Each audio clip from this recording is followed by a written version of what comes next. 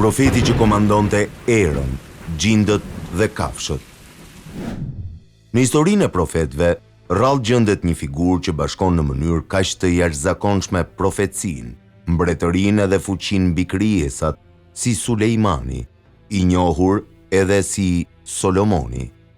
Historia e tij e përmendur gjerësisht në Kur'an edhe në hadithet autentike. Është një dëshmi e fuqisë absolute të Allahut edhe të mrekullive që ai i dhuron kujt të dojë. Sulejmani a.s. ishte biri i profetit Davud dhe trashëgoi prej tij jo vetëm urtësinë, por edhe një mbretëri të madhe. Por ajo që e dallon Sulejmanin nga të gjithë të tjerët është një dhunti unike. Allahu i dha atij një pushtet që nuk i ishte dhënë askujt më parë dhe as më pas. Ai vet u lut: "O Zoti im, më fal mua, edhe më jep një mbretëri që nuk do t'i takoj askujt pas meje." Dhe Allahu nuk ju përgjigj kësaj lutjeje. Ati ju nënshtrua era e fuqishme që për njerëzit është e pakontrollueshme, për Sulejmanin ishte një mjet udhtimi. Ajo e çonte atë edhe ushtrinë e tij në distanca të mëdha në kohë shumë të shkurtër. Një udhtim që zakonisht do të zgjaste muaj, për të bëj në një mëngjes ose në një pasdite. Por kjo nuk ishte e vetmja fuqi. Ati ju nënshtruan edhe gjindët. Këto krijesat padukshme punonin në urdhrat e tij. Ndërtonin pallate madhështore, skulptura dhe zhyteshin në det për të nxjerrë thesare.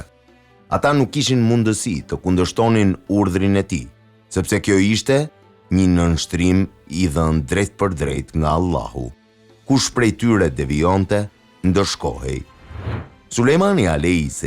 kishte gjithashtu një ushtri të jashtëzakonshme. Ajo nuk përbëhej vetëm nga njerëz, por edhe nga gjindë edhe zogj.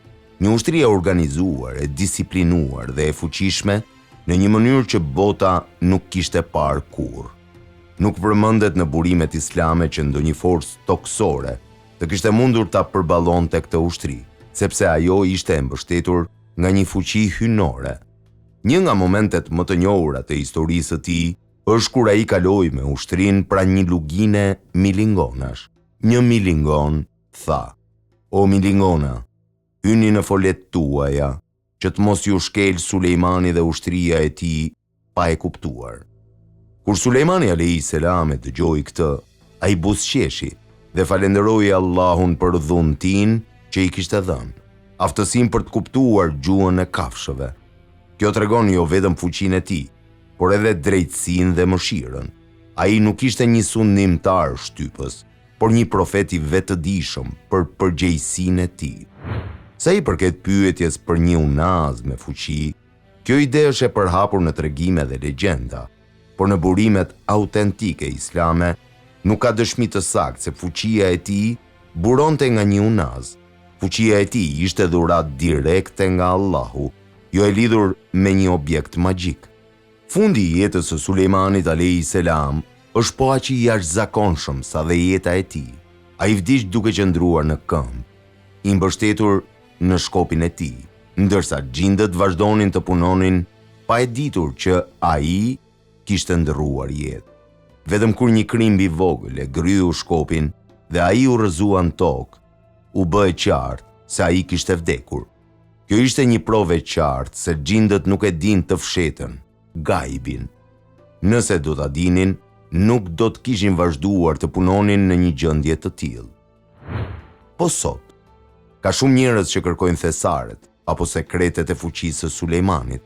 Madje disa flasin për objekte të humbura apo dije të fsheta.